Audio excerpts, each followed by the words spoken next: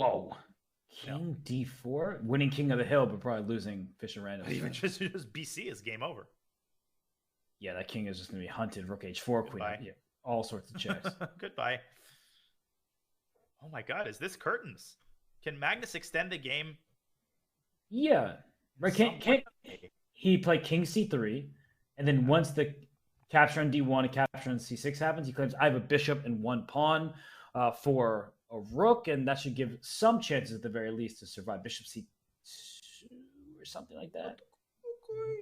Yeah, work is still required, but I feel like after Rook H2, what really helps Black is this Luft square on B7, rendering any check on F8 totally futile. Right. How about, is there B5 or something? I'm just trying to like open up that king desperately. Yeah, you're trying to muddy the waters. You're being Robert Hess. And I think that if Jan were in time trouble, this could work out, but Jan's not in time trouble. King B. And I think I can get away with grabbing this pawn. Oh, because you protect the D6 and F4 squares. That's amazing.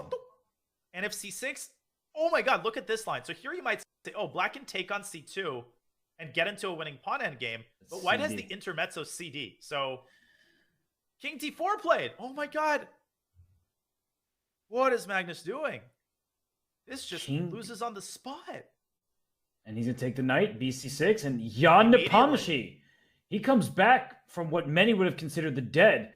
He is the Undertaker. He was in his casket. God. He sat up. He is rising. And right now, he's about to win his second game in a row against Magnus Carlsen with the black pieces. This is over, Danya.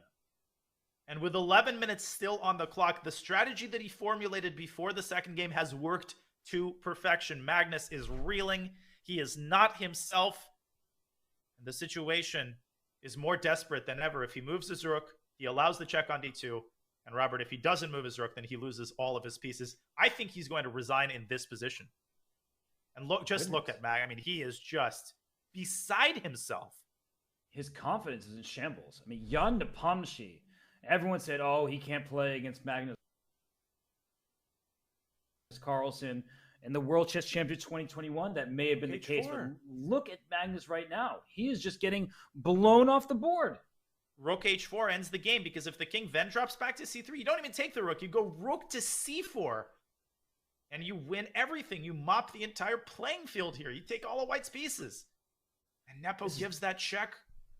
Have you ever seen a position like this involving Magnus? 27 moves in, a king on D4, obliterated.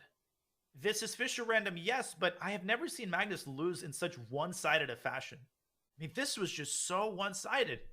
It looked like Magnus was better after he took on F5, but just totally failing in the complications. All credit, of course, to Nepo for exhibiting nerves of steel, giving away all his kingside pawns, and just exquisite calculation to see that knight takes C6 loses. And over the course of the last few years, Jan Nepomniachtchi has done what? Won the candidates twice, won the Rapid Chess Championship here in the Fischer Random Chess Championship in Reykjavik. He is looking like he's about to take down Magnus for a second game in a row. He is proving himself in like every single tournament he plays in. I mean, this guy is not to be trifled with. No, he's not. I mean, confidence is a great word to use in the context of Jan Nepomniachtchi in the last 2 years. He's a new man. He's playing with tremendous maturity, with objectivity, and yet he still has that vintage courage that Nepo has exhibited for his entire chess career, playing for a win with both colors and now getting rewarded. But, Robert, the match is not over. We have another game, and he's resigned. The match is not over, but Magnus didn't even wait for Jan to move. He said, I cannot look at this position for a second longer. He is out of the